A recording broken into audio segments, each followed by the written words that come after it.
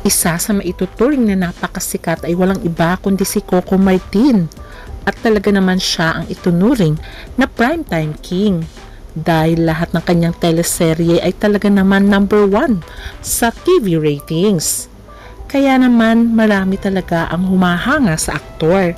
Nagsimula si Coco Martin bilang isang aktor ng indie film at dito niya nga nakilala ang sexy star na si Catherine Luna na nag-claim noon na nabuntis siya ni Coco Martin.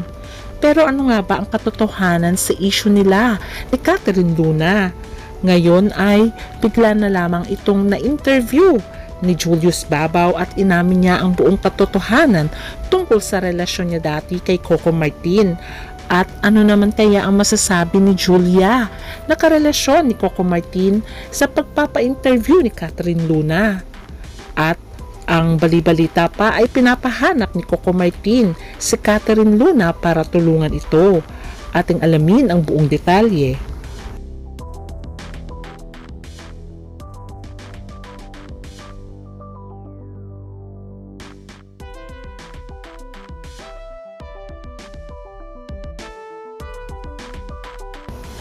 May ituturing na A-lister si Coco Martin. Ibang-iba na talaga siya ngayon. Noong nagsisimula pa lamang siya sa indie film, ay talaga naman wala pang gaanong pumapansin sa kanya. At dumating sa puntong nakarelasyon niya nga si Catherine Luna nung hindi pa siya sikat. Ngayon ay sikat na si Coco Martin.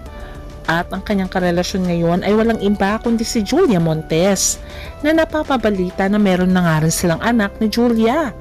Pero wala pa rin namang pag-amin kay Coco at Julia kung totoo nga bang may mga anak na sila o nagpakasal na nga ba sila sa totoong buhay. Kaya naman ang mga fans ng Coco Jules ay patuloy pa rin na naghahanap ng ebidensya at naku-curious kung nagpakasal na nga ba si Coco at si Julia dahil ninanais nila na sana naman ay hahantong sa kasalan ang matagal na nilang relasyon.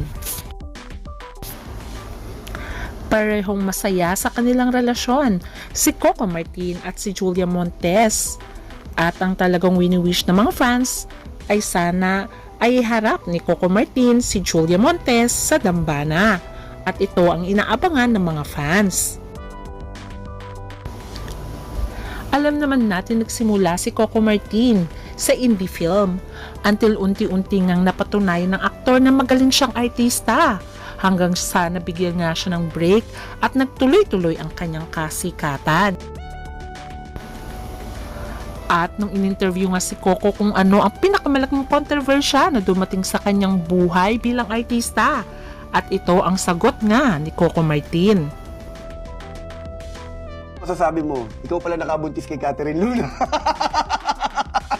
Naging iti kayo. Kaya naman sa pagpapa-interview ni Catherine Luna ay nabigyan linaw ang lahat-lahat. At dito nga napatunayan din ni Coco na hindi siya ang totoong ama ng pinagbubuntis nga ni Catherine Luna. Ayon sa kanyang kwento, kay Julius Babaw, inamin nito in a nutshell na ang akala niya nga daw ay si Coco ang ama ng kanyang pinagbubuntis. Na in all fairness, ang sabihin daw niya na baka ang aktor ama, pumili pa nga raw ito ng clip bago siya manganak. Hanggang ipinanganak na nga niya si Nicole habang lumalaki ang baby, dito raw niya naramdaman na parang hindi si Coco ang ama. Siyempre nanay ako, bilang nanay makikita mo yung mukha ng anak mo parang hindi niya kamukha, parang nag-iiba ang mukha ni Nicole. Tapos nabuo na nga sa isip ko na doon ako na na hindi siya ang ama. Ang hirap nga lang bawiin, alam mo kung bakit? Unang-una, bata yung anak ko Ang pinag-uusapan, bata. Kaya hindi ko na nabawi na hindi niya talaga ama si Coco. At ayon pa nga sa kwento ni Catherine Luna, nakapanganak na siya ay nakukuha pa nga daw ni Coco ang bata at nahihiram. At dito na nga nagpa-DNA test at ang resulta nga ay negatibo. Kaya nga nagkaalaman din ng katotohanan. Inamin din ni Catherine Luna na wala daw siyang hiningi miski piso nung siya ay makapanganak. At inamin din niyang hiyang-hiya ako kay Coco. Kung ano man yung nasabi ko dati, sana balang araw ay mapatawad mo ko. Ayon pa kay Catherine Luna. At ang sabi pa nga niya, sorry kasi nagkamali ako. Dala ng Nangyari? kabataan, dala ng maling nagawa ko Yung mga noon. nasabi ko, Pati ikaw nagulo dati. yung buhay mo. Humingi ako ng Ah, dispensa. Sana sana. mapatawad mo ko balang Sa- araw. Dagdag pa ng sexy star. Yun nga, balang araw, mapatawad mo ko. Sorry kasi nagkamali ako. Dala ng kabataan, dala ng mga maling nagawa ko noon. Pati ikaw, nagulo yung buhay mo. Yun, humingi ako ng dispensa. Humingi ako ng sorry. Sana mapatawad mo ko balang araw. Marami ang naawa sa actress na si Catherine Luna dahil napakagaling itong artista. Marami itong Best Actress Award at meron din siyang International Award dahil sa kanyang husay sa pagganap sa babae sa Breakwater. Kaya naman, ang tanong nila ay tutulungan kaya siya ni Coco Martin? Total naman humingi na ito ng tawad sa aktor. Inamin ni Catherine Luna na gusto niyang bumalik sa harap ng kamera pero hindi niya pa daw magawa dahil nag-iipon siya para sa operasyon ng kanyang kaliwang mata na ang sabi ng doktor ay may pag-asa pa para makabalik sa dati. Makikita ang kanyang mata dito. Kung titignan mo ay parang cross-eyed ang kanyang mga mata. Kaya ang sabi ng mga netizens, sana maawa naman daw si Coco Martin. Total may pinagsamahan naman daw sila ay tulungan niya si Catherine Luna na maipa-opera ang kanyang mga mata. Ayon sa balita ngayon ay nakarating na nga daw kay Coco Martin ang interview nitong si Catherine Luna at nasambit nga daw ng aktor na ipapagamot niya ang mga mata ng dating karelasyon na si Catherine Luna.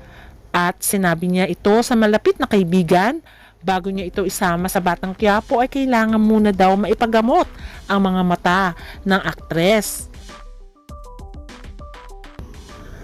Dahil sa alok ni Coco Martin, nabigyan siya ng trabaho sa Batang Quiapo at balak sagutin ang kanyang pagpapaopera sa mata ay nahiya tuloy si Catherine Luna. Sabi niya ay napakabait ni Coco dahil besides sa ginawa ko ay handa pa rin niya akong tulungan. Ayon pa sa aktres.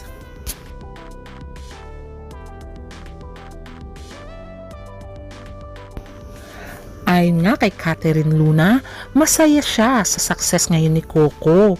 Lalong-lalo na ngayon na sikat na siya at deserving naman daw si Coco sa lahat ng success na tinatamasa niya dahil napakabait nito at deserving ito sa lahat ng pagpapala.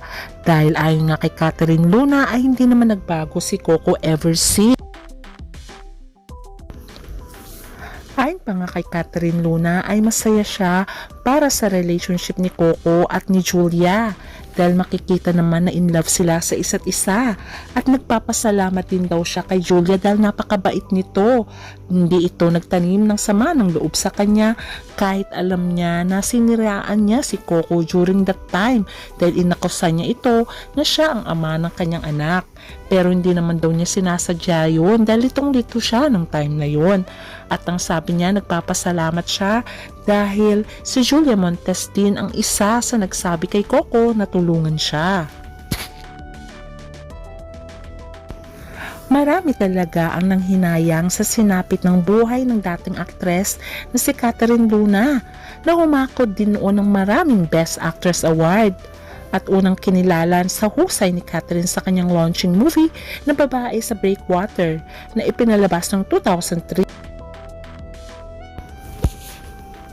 Tatlong Best Actress Award ang nakuha ni Catherine sa Pilipinas at 2 sa ibang bansa dahil ipinalabas ito sa ibang bansa rin. At talaga namang kinilala siya sa husay niya sa kanyang pagganap sa Babae sa Breakwater. Marami din ang nangihinayang dahil ng kasagsagan na nakarelasyon niya si Coco ay si Catherine Luna ang namamayagpag ang karera at si Coco Martin ay nagsisimula pa lamang.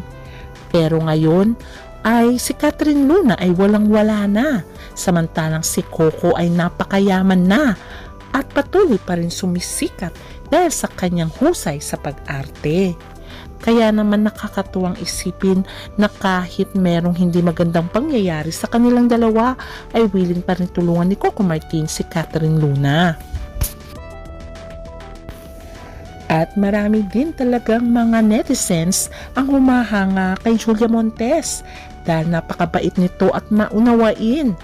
Dahil nga sino naman ang gustong tulungan ng ex, diba?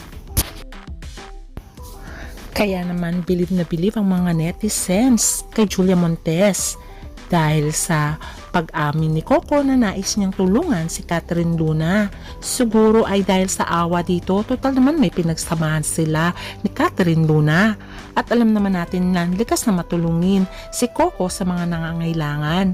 No wonder ay mahal na mahal ni Coco si Julia dahil si Julia din ay napakabait at matulungin sa kapwa. Kaya talagang bagay sila at sila ang pinagtagpo ng tadhana. Kaya abangan na lang natin kung tuluyan na ngang tutulungan ni Coco si Catherine Luna para makapagsimula muli ang kanyang dating ex.